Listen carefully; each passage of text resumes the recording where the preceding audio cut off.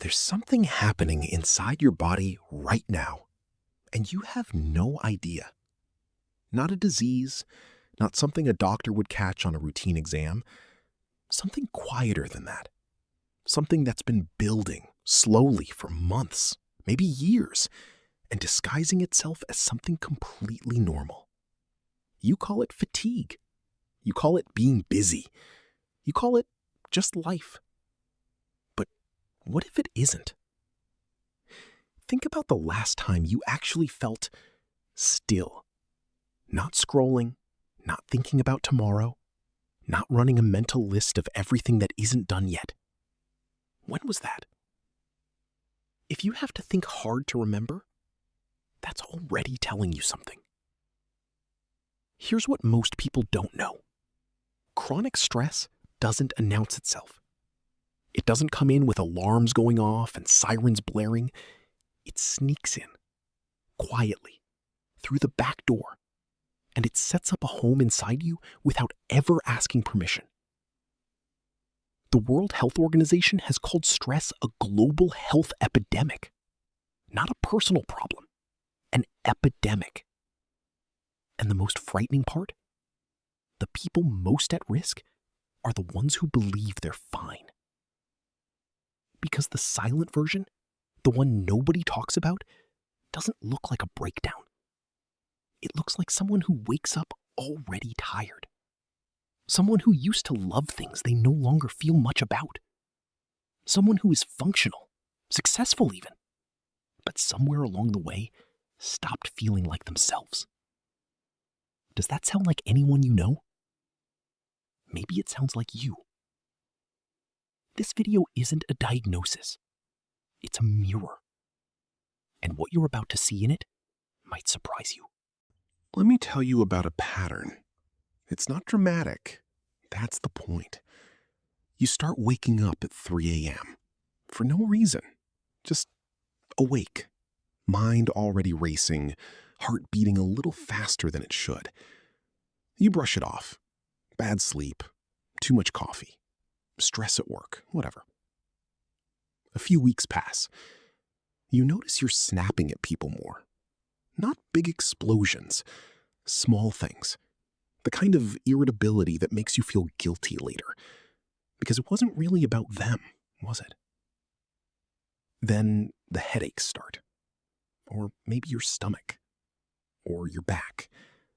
Nothing specific. Nothing a scan would catch. Just a low, constant hum of physical discomfort that moves around like it's looking for somewhere to settle. You go to the doctor. They run some tests. Everything comes back normal. You're fine, they say. And you want to believe them. You really do. But here's what they didn't test for. Your cortisol levels. The hormone your body releases every single time it perceives a threat. Even the small ones. Even the ones you don't notice. See, the human nervous system was built for a different world. A world where stress was short. A predator appears. You run. The threat passes. You recover. That was the design. But in this world, the threats never stop. The email that came in at 11 p.m., the conversation you keep replaying in your head, the financial pressure that never fully goes away, the constant low-level noise of a life that never fully quiets down. Your nervous system doesn't know the difference between a lion chasing you and a difficult email waiting in your inbox. It responds the same way every single time. And what happens when that response never gets to turn off? Research published in scientific journals on stress neurobiology shows that chronic stress causes measurable changes in the structure of the brain, particularly in the hippocampus, the region responsible for memory and emotional regulation, and the prefrontal cortex, where we make decisions and think clearly. In other words, chronic stress doesn't just make you feel bad. It literally changes how your brain works.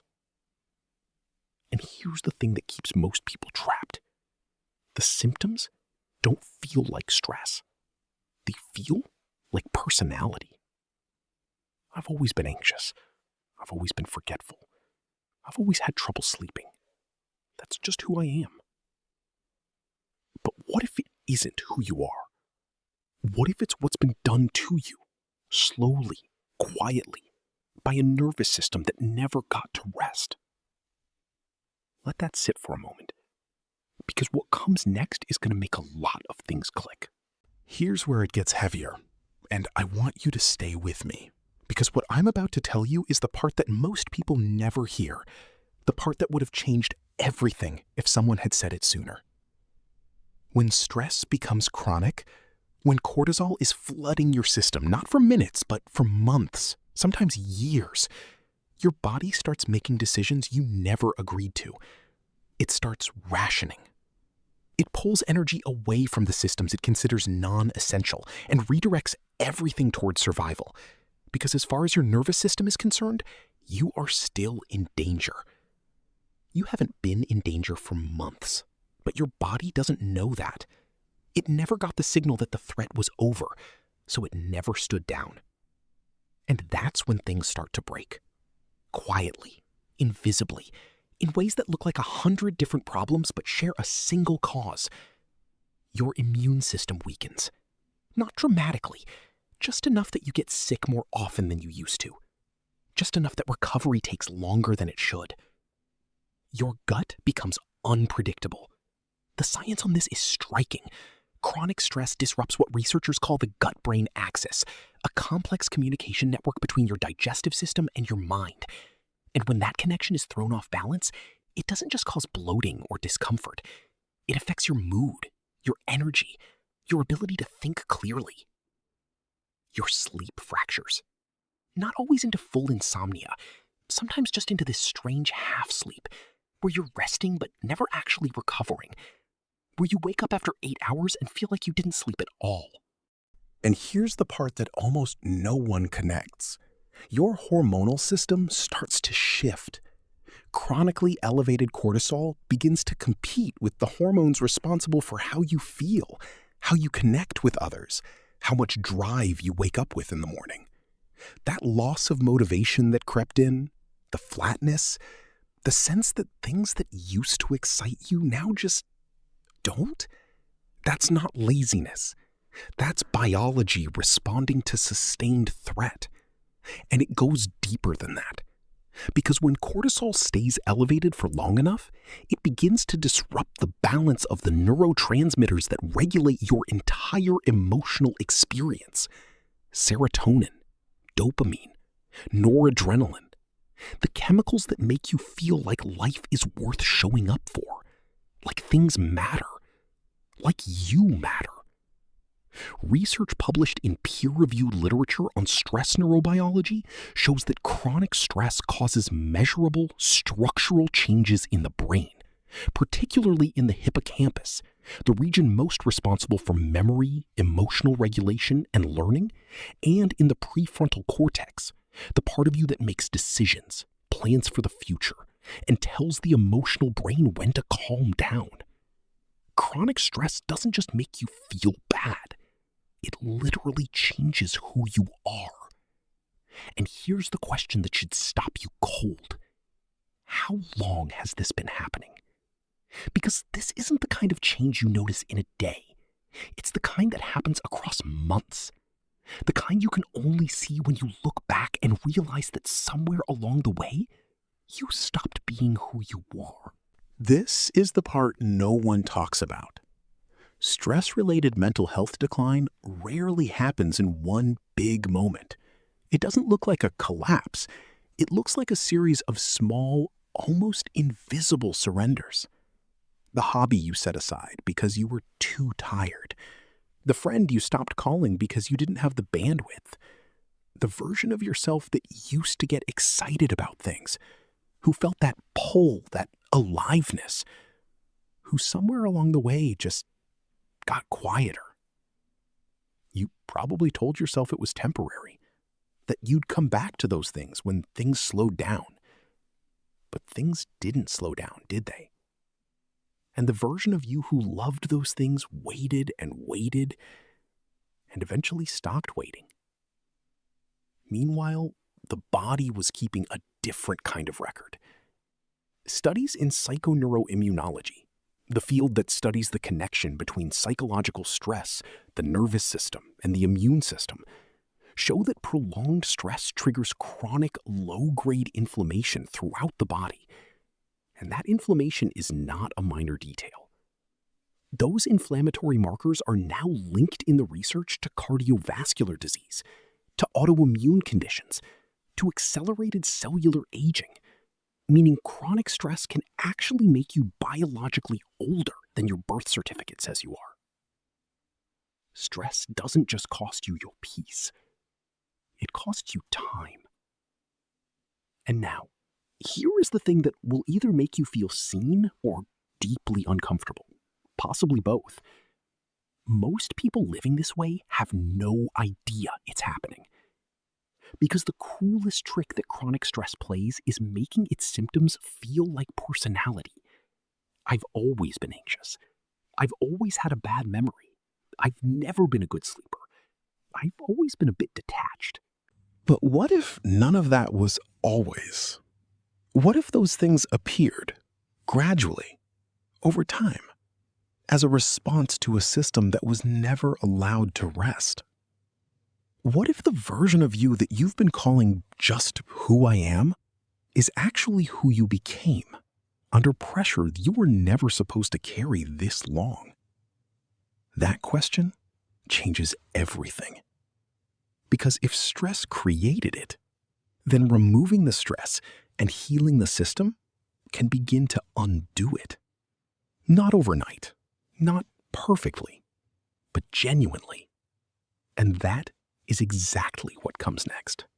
Let's talk about what recovery actually looks like. Not the version they sell in ads, not the just meditate and drink more water version. The real one. The first thing that has to change is the story you're telling yourself. Most people living with chronic stress have normalized it so completely that the idea of feeling different almost seems impossible. This is just adulthood. Everyone feels this way. I don't have it that bad. But here's what the science shows. The duration of stress matters more than its intensity. A recent study in the Journal of Affective Disorders found that chronic, ongoing stress, even at low levels, was the strongest predictor of depression and anxiety, more than single traumatic events. In other words, it's not the big explosion that breaks most people. It's the slow, quiet drip that no one is measuring. So what do you do with that? You start by recognizing it. And I mean really recognizing it. Not intellectually, but in your body. Notice the moments when your jaw is clenched for no reason. Notice when you're holding your breath without knowing it.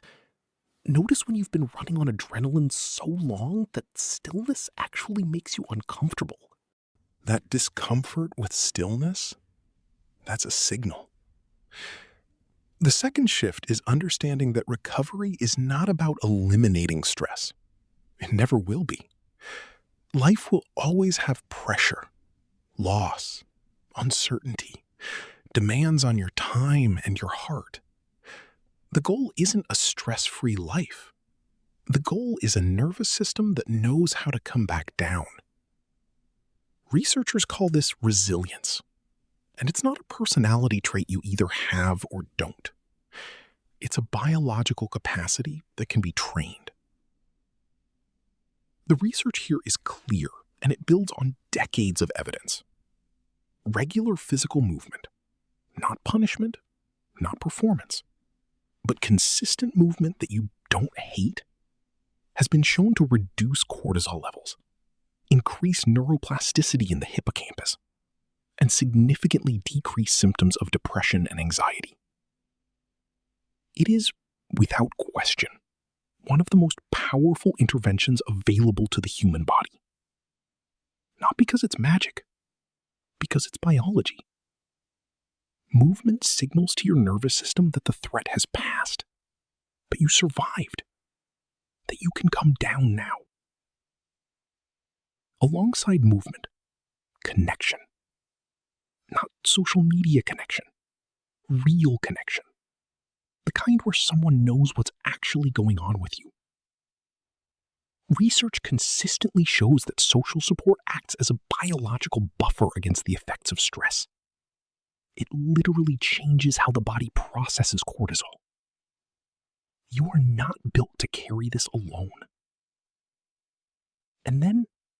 And this one is harder. You have to start protecting your nervous system from what it doesn't need. The news cycle at midnight. The conversations that drain you. The commitments you said yes to out of guilt, not genuine desire. Every one of those is a cortisol deposit, and your system is already overdrawn. Here is what I want you to hear. Getting better doesn't look like becoming a different person. It looks like slowly, gradually, recognizing the person you already are, underneath all the weight you've been carrying. It's not dramatic. It's quiet. A morning where you wake up and your first thought isn't dread.